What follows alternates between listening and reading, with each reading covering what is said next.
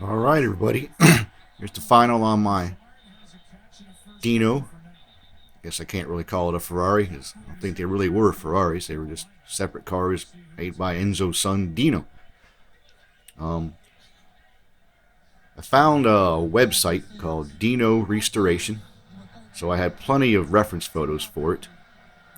And when I looked up on that website, there were no Ferrari emblems or horse emblems or anything anywhere on it. All it had was Dino.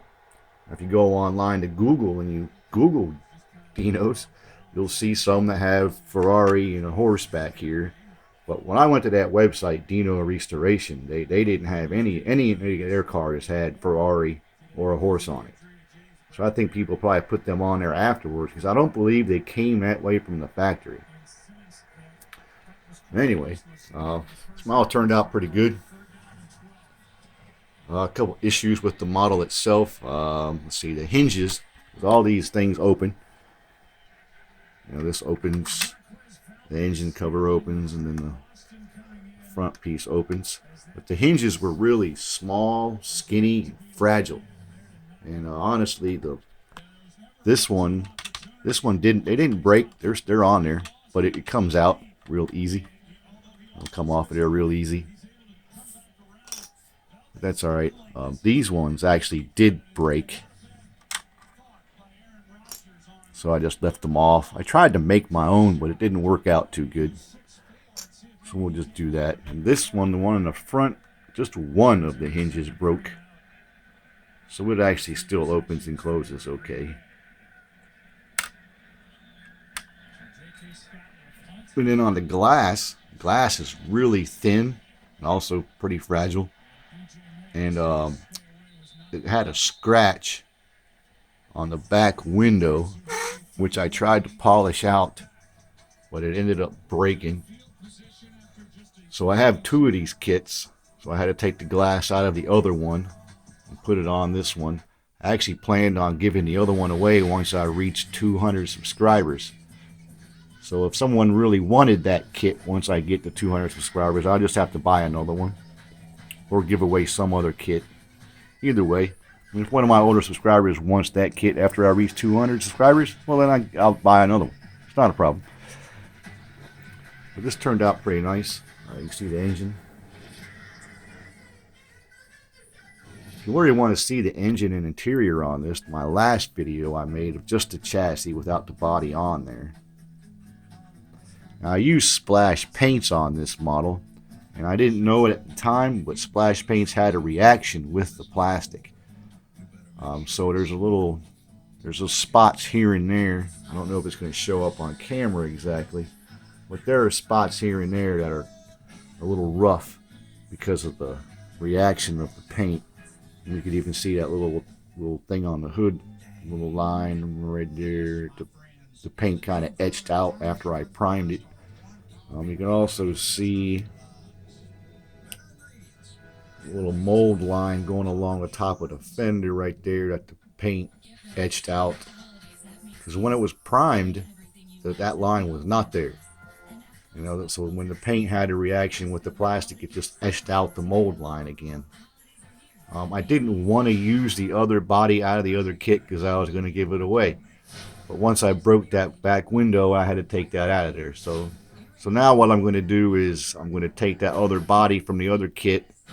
I'm going to paint it, and I'll put it on this chassis because this body is not glued on. It just slips right on there real nice and easy and tight where it's supposed to be, stays where it's supposed to be. So I can take this body off and then put the other body on it once I paint it. Because it's not, I'm kind of perfectionist when it comes to these things. The only reason I finish it because I haven't finished anything in a long time. So, and I didn't want to sand it all down and change the shape of things like the top of that fender.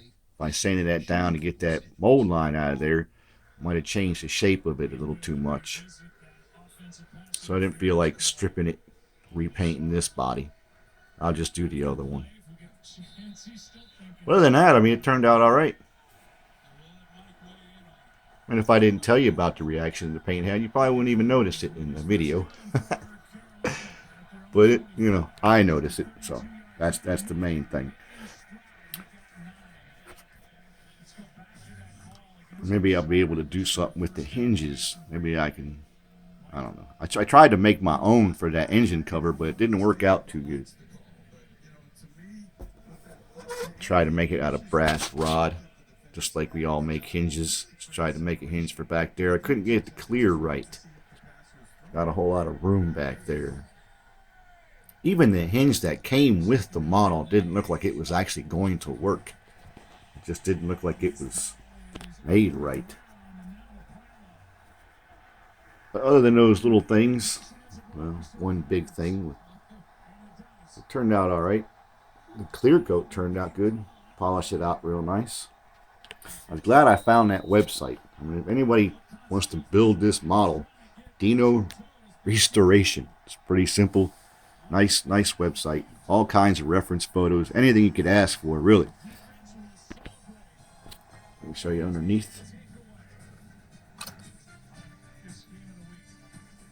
Not a whole lot to see down there, but underneath of it. Oop, there goes that. That fell off. The front piece. All this comes out. And there's more detail.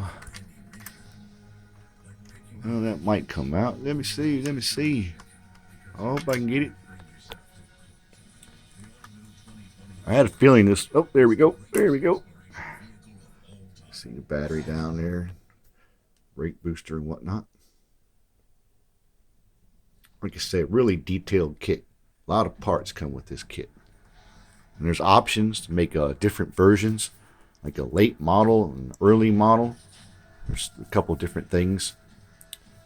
I had to do some body work to it, which is another reason why I didn't want to strip this one and repaint it. Wasn't sure what was going to happen to the body work I had to do, because this bottom piece under here is separate, so it's glued and puttied right underneath these bumpers.